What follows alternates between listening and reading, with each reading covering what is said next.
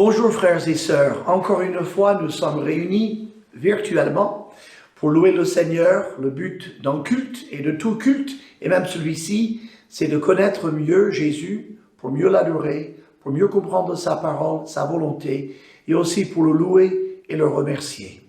Même si nous ne pouvons pas chanter ensemble, nous pouvons quand même chanter ensemble. Et nous avons plaisir à présenter ces cantiques à la gloire de Dieu. Le premier sera un cantique qui parle de l'adoration, tout simplement, nous t'adorons.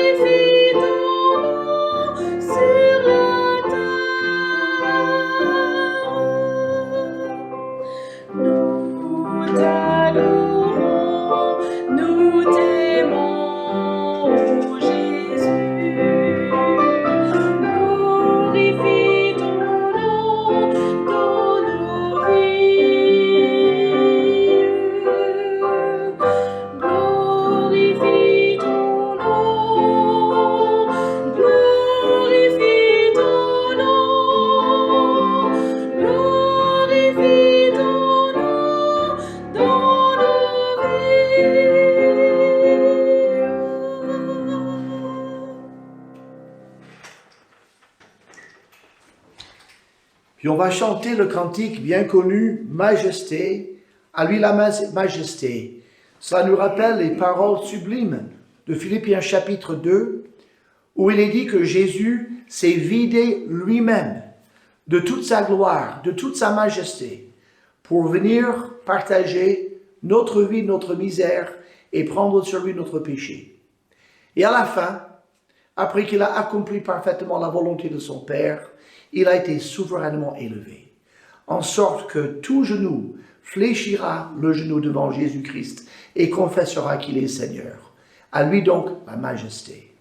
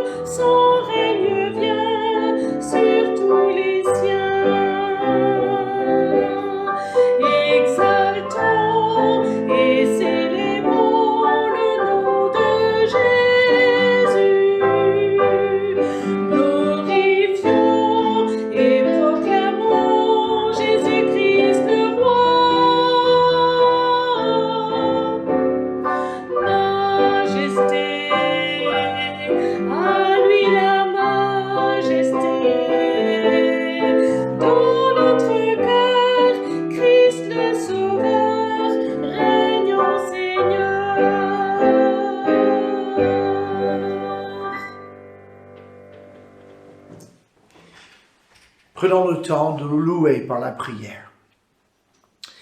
Notre Dieu et Père, nous voulons reconnaître en toi l'être éternel, majestueux, tout-puissant, la cause de toute la création, de tout ce qui est beau, tout ce qui est vrai. Mais tu n'es pas un Dieu distant et lointain comme tu pourrais l'être. Tu es venu jusqu'à nous. Tu as partagé notre quotidien en Jésus-Christ. Il s'est incarné. Bientôt vient Noël et on va le fêter encore. Mais jamais nous ne pourrons comprendre la profondeur de ce sacrifice pour que ton Fils unique abandonne sa gloire, ne serait-ce qu'un instant, mais pour venir pendant des années vivre sur la terre, non pas dans des conditions qu'il aurait méritées de luxe et d'honneur, mais dans la misère, la pauvreté, le rejet par l'humanité, et qui aboutissait à une horrible crucifixion, basée sur les mensonges les plus immenses, poussée par les sentiments les plus horribles de l'homme. Et là, Seigneur, où l'homme a montré son visage le plus hideux, tu as montré ton amour le plus sublime. Et Christ a ainsi payé pour nous. Et aujourd'hui, il est ressuscité. Et parce qu'il est ressuscité, nous avons la conviction et la certitude que nous ressusciterons aussi. Un jour, nous savons que Jésus jugera les vivants et les morts. Il sera le juge sur grand trône blanc. Il sera revêtu de majesté et tout œil le verra, toute âme le reconnaîtra. Mais aujourd'hui, nous voulons prendre ces quelques minutes ensemble pour t'adorer, pour te dire notre amour pour toi, même s'il est faible, il est réel, mais il n'est qu'un pâle reflet de ton amour infini pour nous.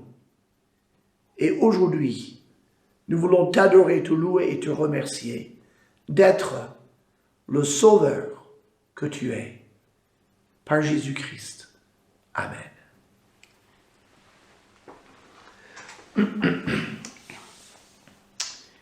Maintenant, on va chanter un petit refrain qui a été composé il y a quelques années en arrière. Ensemble, nous pouvons chanter.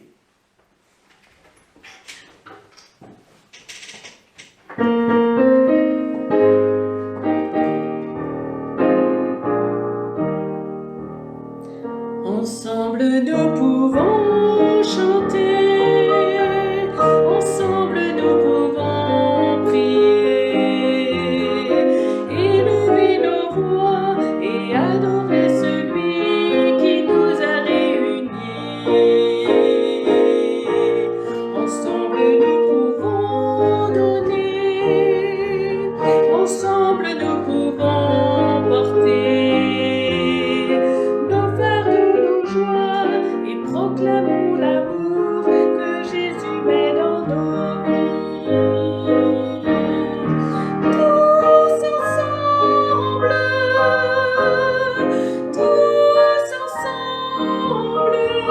nous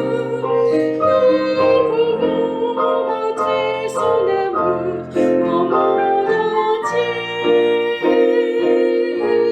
Ensemble nous pouvons chanter, ensemble nous pouvons prier, élever nos voix et adorer celui qui nous a réunis.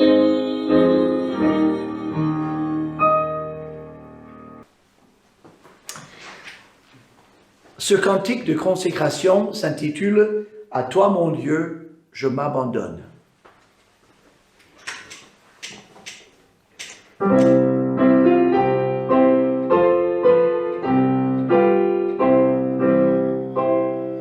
À toi, mon Dieu, je m'abandonne. Oh, fais de moi ce que tu veux. De l'argile que je te donne, fais un diamant.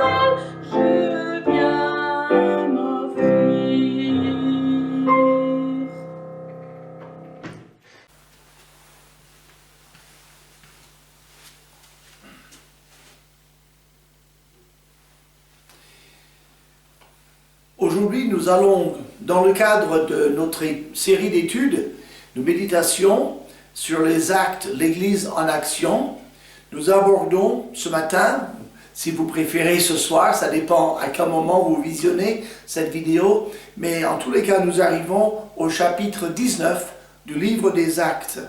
Et nous allons regarder les 20 premiers versets de ce chapitre.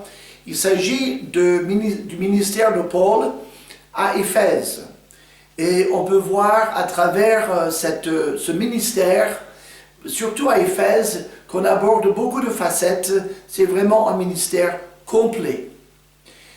On voit bien que quand on sert le Seigneur, et on le voit ici dans ce récit, quand on est au service du Seigneur, il s'agit de se lever chaque jour pour vivre d'abord dans cette relation de dépendance et de collaboration avec le Seigneur.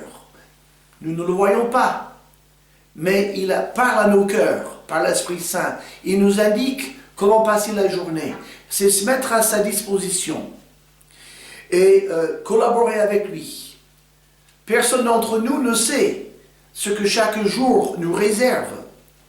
Mais quels que soient les défis auxquels on doit faire face, nous savons que le Seigneur, lui, de toute façon, sera à la hauteur et il nous donnera les moyens pour accomplir sa volonté, ce qu'il a prévu ce jour-là pour nous.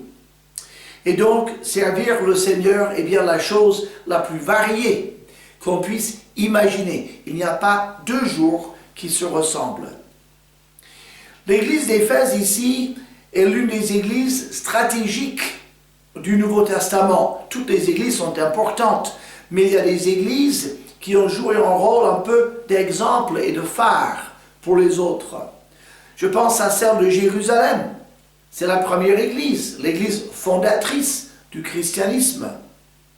Ensuite, il y a celle d'Antioche, en Syrie. C'était le prototype des églises du Nouveau Testament, puisqu'il a été composé et de juifs et de gentils, parce que cette église avait plusieurs initiatives très importantes, et parce qu'elle a été la première église à envoyer des missionnaires officiellement. Eh bien, l'église d'Éphèse est importante aussi dans le Nouveau Testament. D'abord, l'Éphèse, c'est la plus grande ville d'Asie mineure, c'était à la limite de la Turquie, la côte qui fait face à la Grèce, mais c'était également un centre d'idolâtrie mondialement connu. C'était le pont entre l'Asie et l'Europe. Et donc, pour une ville si importante sur le plan spirituel et sur le plan politique et commercial, l'église d'Éphèse devait être solidement fondée également. C'était très important car bien des croyants allaient passer par l'église d'Éphèse, soit en visite, soit pour s'y installer. Et donc c'était important que cette assemblée soit fondée sur la saine doctrine et sur le discernement.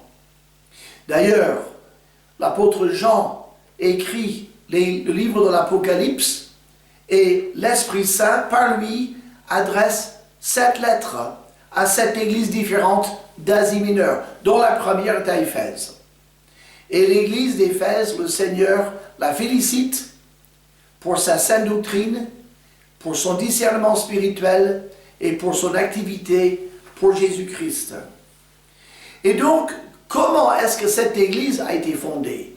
Quels sont les différents ministères, quelles sont les différentes qualités que Dieu a données à l'apôtre Paul pour bien fonder une église si importante? Nous allons lire en 3 parties ce texte. Nous commençons avec les 7 premiers versets, Actes chapitre 19. Pendant qu'Apollos était à Corinthe, Paul, après avoir parcouru les hautes provinces de l'Asie, arriva à Éphèse. Ayant rencontré quelques disciples, il leur dit, « Avez-vous reçu le Saint-Esprit quand vous avez cru ?» Ils lui répondirent, « Nous n'avons même pas entendu dire qu'il y ait un Saint-Esprit. » Il dit, « De quel baptême avez-vous donc été baptisés ?» Et ils répondirent, « Du baptême de Jean. » Alors Paul dit, « Jean a baptisé du baptême de repentance, disant au peuple de croire en celui qui venait après lui, c'est-à-dire en Jésus. Sur ces paroles, ils furent baptisés au nom du Seigneur Jésus. Lorsque Paul leur eut imposé les mains, le Saint-Esprit vint sur eux et ils parlaient en langue et prophétisaient. Ils étaient en tout environ 12 hommes. C'est une histoire tout à fait curieuse, un peu inhabituelle dans ce livre des Actes. Mais si vous regardez quelques versets précédents, dans Actes chapitre 18, vous allez vous souvenir qu'il y avait un certain Apollos, originaire d'Alexandrie, qui était passé à Éphèse un peu de temps avant Paul. Et nous lisons dans le verset 25 du chapitre 18, cet Apollos était instruit dans la voie du Seigneur et fervent d'esprit, il annonçait et enseignait avec exactitude ce qui concerne Jésus, bien qu'il ne connaisse que le baptême de Jean. Donc, Apollos, arrivé à Éphèse et dans sa région, prêchait ce message du baptême de la repentance de Jean-Baptiste. Donc, Apollos s'en va à Corinthe, Paul arrive dans la région d'Éphèse et il rencontre des disciples juifs qui ne connaissent que ce message et qui n'ont reçu que ce baptême. Ils étaient sans doute donc des auditeurs d'Apollos, des gens qui ont bénéficié de la prédication d'Apollos. Bon, l'apôtre Paul les rencontre et s'aperçoit qu'ils sont animés de bons sentiments, ils sont sincères dans leur cœur, mais on voit bien qu'ils sentent qu'il leur manque quelque chose. Sachant que tout vrai croyant en Christ reçoit le Saint-Esprit, il leur pose cette question. Avez-vous reçu le Saint-Esprit quand vous avez cru? Leur réponse montre qu'ils ne connaissent rien du récit de la Pentecôte ni du baptême du Saint-Esprit. Car la Bible dit dans le verset 2, ces hommes ont dit, nous n'avons pas même entendu dire qu'il y ait un Saint-Esprit. Ils n'en avaient jamais entendu parler, et pourtant ils avaient été baptisés du baptême de la repentance.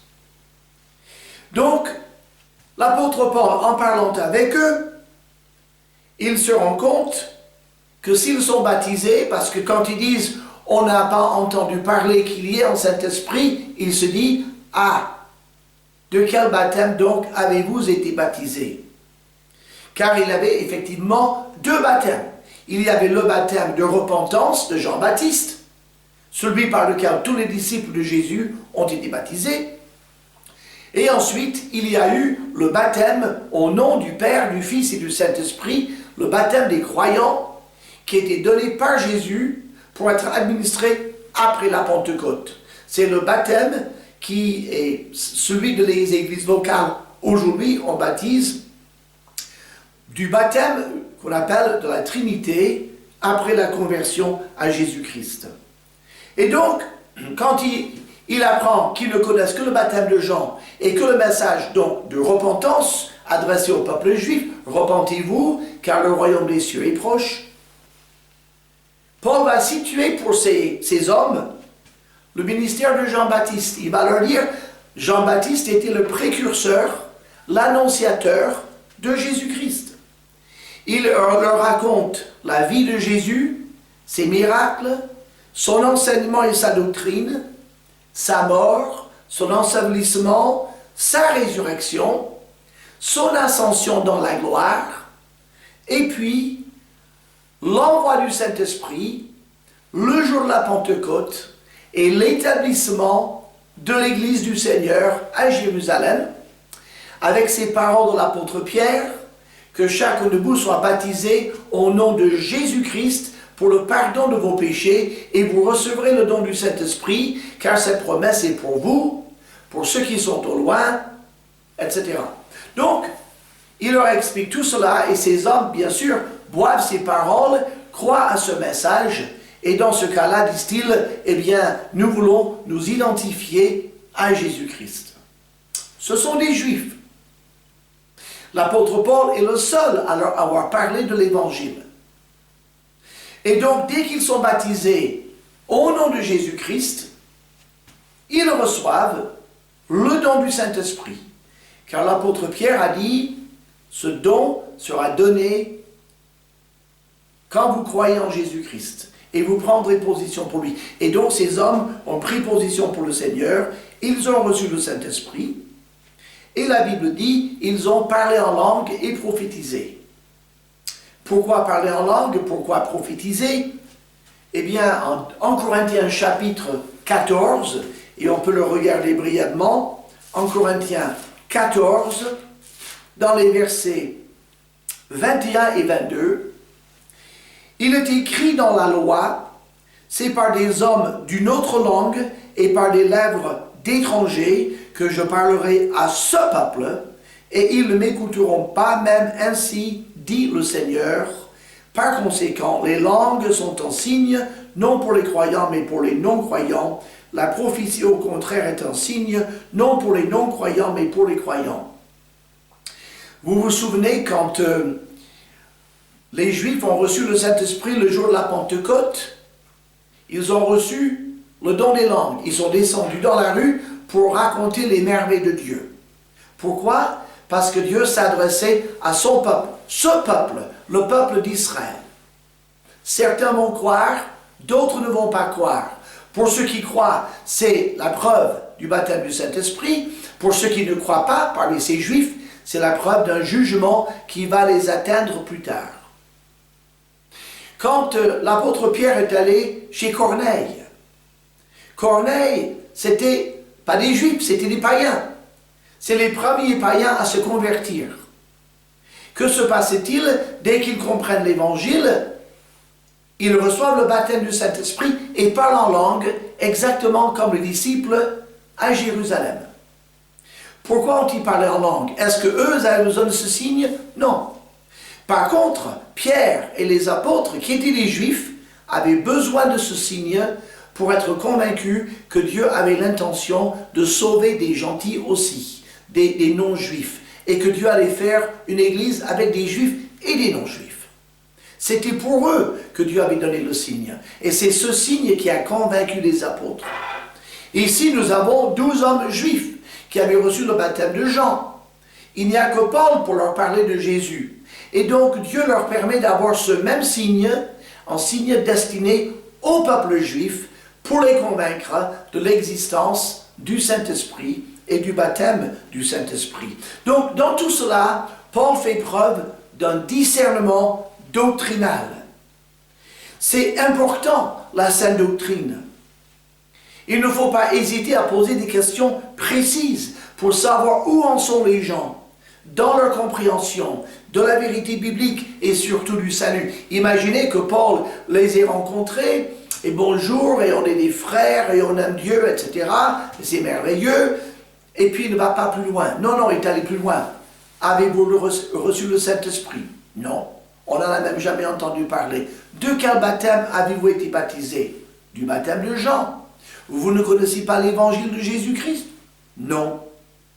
Ça a permis à Paul, par le discernement spirituel qu'il avait, de discerner leur manque d'information, de leur apporter le complément indispensable pour qu'ils soient sauvés, et puis de les voir recevoir le Saint-Esprit avec le signe qui accompagnait pour les en convaincre. Donc le don de discernement spirituel et doctrinal. Nous revenons à Actes chapitre 19 et nous voyons dans les quelques versets qui suivent la deuxième partie ou la deuxième qualité, le deuxième ministère de l'apôtre. Et on voit que Paul déroule pour nous la méthode pour fonder une église biblique. Ça se passe en 3 étapes. Nous lisons dans les versets 8 à 10. Ensuite, Paul entra dans la synagogue où il parla librement. Pendant 3 mois, il discourut sur les choses qui concernent le royaume de Dieu, s'efforçant de persuader ceux qui l'écoutaient. Mais comme quelques-uns restaient endurcis et incrédules, décriant devant la multitude la voix du Seigneur, il se retira d'eux, sépara les disciples et enseigna chaque jour dans l'école d'un nommé Tyrannus. Cela dura 2 ans, en sorte que tous ceux qui habitaient l'Asie, juifs et grecs, entendirent la parole du Seigneur. Il y a 3 actions ici. La première, c'est évangéliser.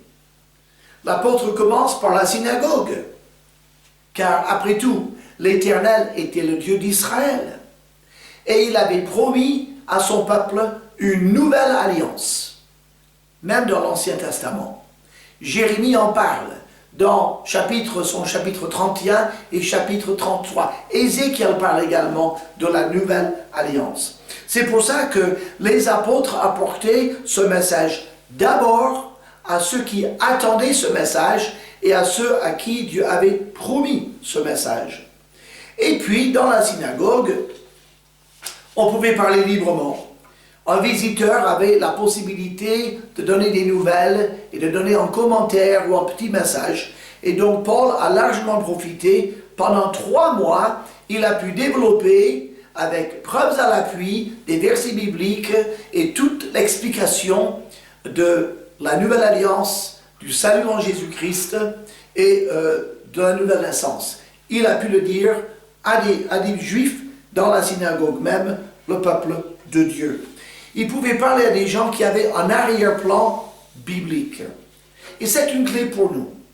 On doit annoncer l'évangile à tout le monde.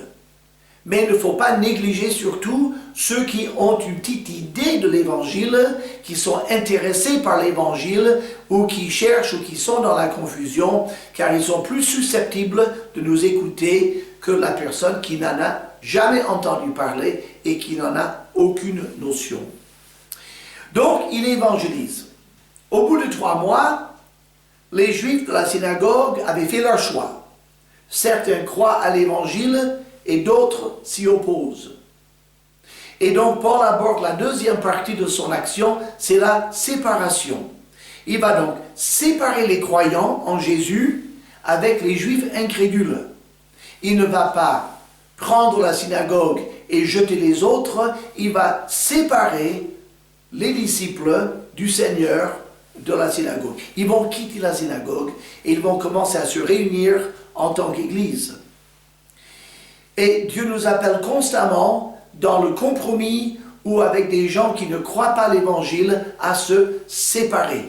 Il ne nous appelle jamais à nous unir avec ceux qui ne croient pas l'Évangile, surtout pas pour faire une œuvre spirituelle. Donc d'ailleurs, le mot « Église » en français est une translittération du mot grec « ecclésia ».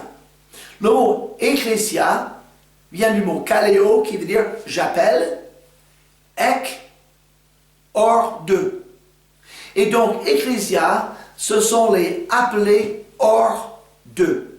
Et donc, ces croyants juifs sont appelés hors de la synagogue, hors de ce lieu d'incrédulité, afin de s'unir à Christ et former le corps de Christ.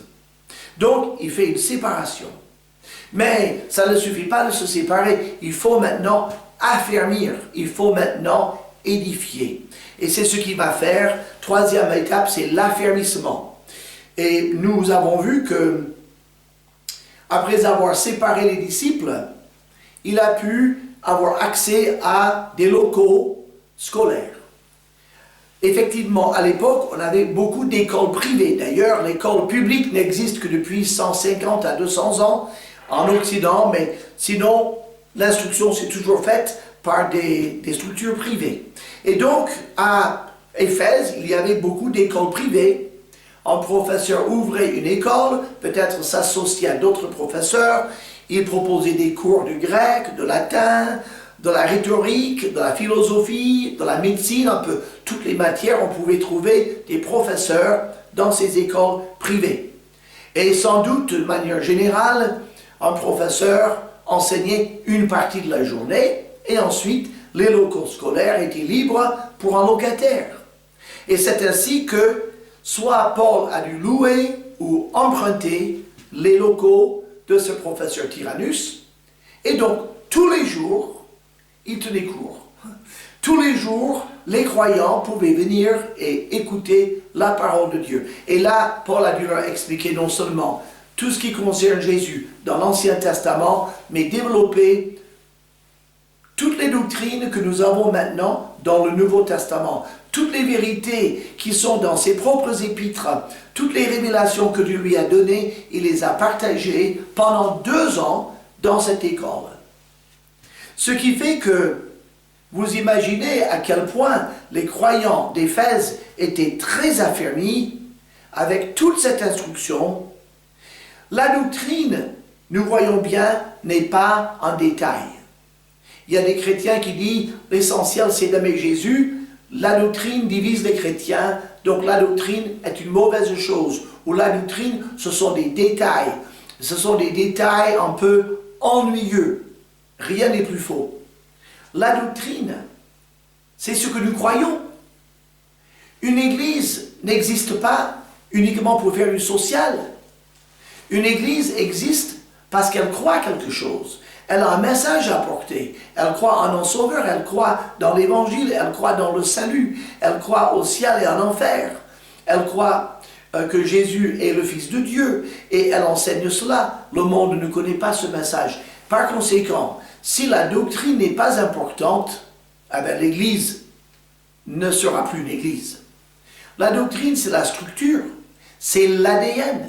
Quand nos cellules sont pleines d'informations, la doctrine, c'est l'information vitale pour vivre en tant qu'Église. C'est notre raison d'être la colonne et l'appui de la vérité, comme Paul a écrit à Timothée. Et donc, c'est 3 choses. L'évangélisation, la séparation des incrédules et l'affermissement par l'enseignement de la parole. Nous terminons avec donc le 3e point, dans les versets 11 à 20, qui est un combat contre l'idolâtrie. Nous lisons « Et Dieu faisait des miracles extraordinaires par les mains de Paul, au point qu'on appliquait sur les malades des linges ou des mouchoirs qui avaient touché son corps, et les maladies les quittaient, et les esprits malins sortaient.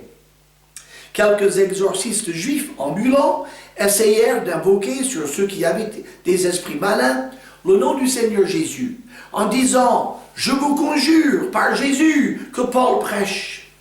Ceux qui faisaient cela étaient 7 fils de Sceva, juifs, l'un des principaux sacrificateurs. L'esprit malin leur répondit « Je connais Jésus, et je sais qui est Paul, mais vous, qui êtes-vous » Et l'homme dans lequel était l'esprit malin s'élança sur eux, se rendit maître de 2 d'entre eux, et les maltraita de telle sorte qu'ils s'enfuirent de cette maison nus et blessés. Cela fut connu de tous les Juifs et de tous les Grecs qui demeuraient à Éphèse, et la crainte s'empara d'eux tous, et le nom du Seigneur Jésus était glorifié. Plusieurs de ceux qui avaient cru venaient confesser et déclarer ce qu'ils avaient fait. Et un certain nombre de ceux qui avaient exercé les arts magiques, ayant apporté leurs livres, les brûlèrent devant tout le monde. On en estima la valeur à 50 000 pièces d'argent. C'est ainsi que la parole du Seigneur croissait en puissance et en force. C'était donc le combat contre l'idolâtrie. Et Dieu va se faire connaître par sa carte de visite. La carte de visite du Dieu véritable, c'est les dons, les signes et les prodiges. L'Écriture parle très peu, finalement, de miracles. Quand on entend parler certains chrétiens, on a l'impression que des miracles avaient lieu tous les jours dans la Bible. Tel n'est pas le cas. Vous avez un bouquet de miracles extraordinaires à la création du monde et jusqu'à la création de l'homme. Ensuite, il faut attendre le déluge, un miracle, le seul miracle, juste le déluge. Ensuite, vous avez une période de à peu près 60 ans de miracles entre le moment où l'Égypte connaît les 10 plaies, les 40 ans dans le désert et quelques miracles pour la conquête du pays promis sous Josué. Ensuite, il faut attendre au moins 150 à 200 ans pour l'arrivée des prophètes Élie et Élisée. Ces deux hommes cumulent 21 miracles en tout. Ensuite, pas de miracle ou quasiment pas, jusqu'à l'arrivée de Jésus, ces miracles et ceux accomplis par ses apôtres. Donc, vous avez très peu de périodes dans l'histoire de l'Écriture où il y a des signes, des prodiges et des miracles. À chaque fois, il s'agit de montrer visiblement la toute-puissance du vrai Dieu et la fausseté des idoles, afin qu'une âme sincère puisse savoir qui il faut adorer. C'est le cas ici, car Éphèse est une ville païenne, un centre des arts magiques, donc un centre d'occultisme et un centre d'idolâtrie par le culte de la déesse Diane. Pourquoi Dieu va-t-il faire tant de miracles? Nous lisons des versets 11 et 12, Dieu faisait des miracles extraordinaires par les mains de Saul ou de Paul. Et là, vous avez des gens qui sont guéris par des linges ou des mouchoirs qui avaient touché son corps. Et chaque fois, la maladie quittait ou bien l'esprit malin sortait. Quel était le but du Seigneur ici? Eh bien, Dieu voulait montrer d'abord qu'il est tout-puissant. Il est tout-puissant sur la maladie, sur le corps humain en général, et il est tout-puissant sur Satan et la possession démoniaque. Car par ses signes, ses prodiges et ses miracles, par son serviteur Paul, il a montré sa toute-puissance dans ces deux domaines, qui étaient les deux domaines importants dans la ville d'Éphèse. Les deux domaines ne sont pas forcément liés. On fait bien une distinction ici entre des gens qui étaient malades, dont Dieu les a guéris, et des gens qui étaient possédés, que Dieu a délivrés ou libérés. Il y a des gens qui croient que si vous êtes malade, c'est que vous êtes possédé. Ce n'est pas du tout le cas. L'épisode aussi des fils de Sceva, donc c'était 7 exorcistes juifs qui allaient, soi-disant, faire de l'exorcisme. Et quand ils ont pris le nom de Jésus comme un mantra ou comme une phrase magique, le nom de Jésus que Paul prêche, le fait que le démon leur ait dit « Mais qui êtes-vous » et qu'il se soit rendu maître d'eux et qu'il les ait vaincus, il fallait montrer par là, et Dieu a montré par là, qu'il ne s'agissait pas de manier le nom de Jésus comme ça. Il fallait connaître Jésus-Christ, connaître le vrai Dieu et être son serviteur pour pouvoir agir en son nom. Le nom de Jésus ne sera jamais une formule magique. Il faut connaître le Seigneur par la foi, par la nouvelle naissance, être animé du Saint-Esprit pour faire le travail de Dieu. Alors, cet épisode, cette histoire a fait le tour. Ça fait, comme on dit aujourd'hui, le buzz, même s'il n'y avait pas de médias sociaux. Et là, des gens ont cru à la toute-puissance de ce Dieu que Paul prêchait. Le Dieu qui s'était révélé en Jésus-Christ. Et c'était important pour montrer à tous les habitants d'Éphèse et de la région la vanité de l'idolâtrie et le danger de l'occultisme.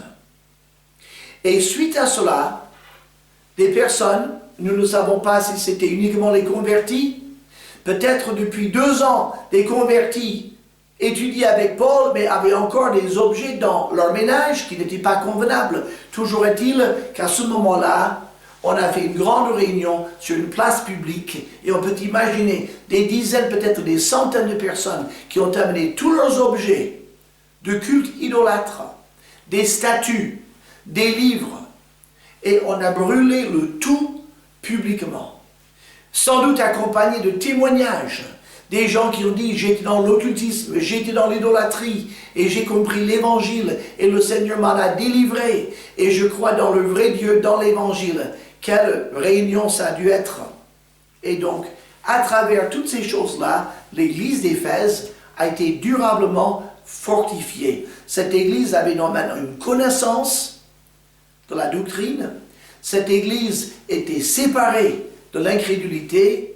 cette église avait un témoignage de puissance et les gens de la région savaient précisément qui était le vrai Dieu.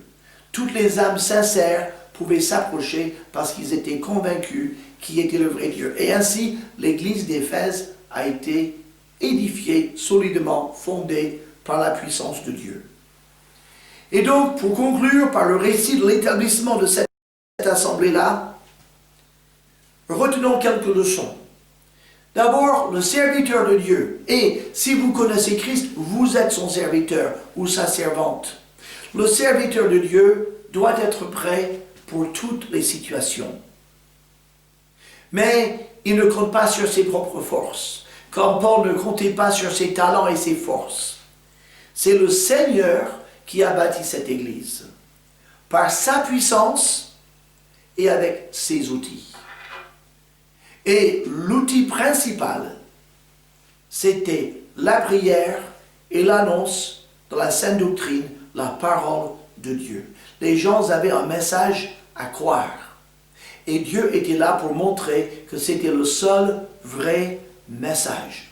Et cette église d'Éphèse va jouer un très grand rôle tout au long de la période apostolique, tout au long du 1er siècle, en étant le siège par lequel vont être fondées plusieurs autres églises en Asie mineure. Mais c'est aussi de cette même dépendance, en étant ouverts à agir comme Dieu le veut, que nous pouvons et que nous devons travailler main dans la main avec le Seigneur, afin de bâtir des églises pour son nom et pour sa gloire.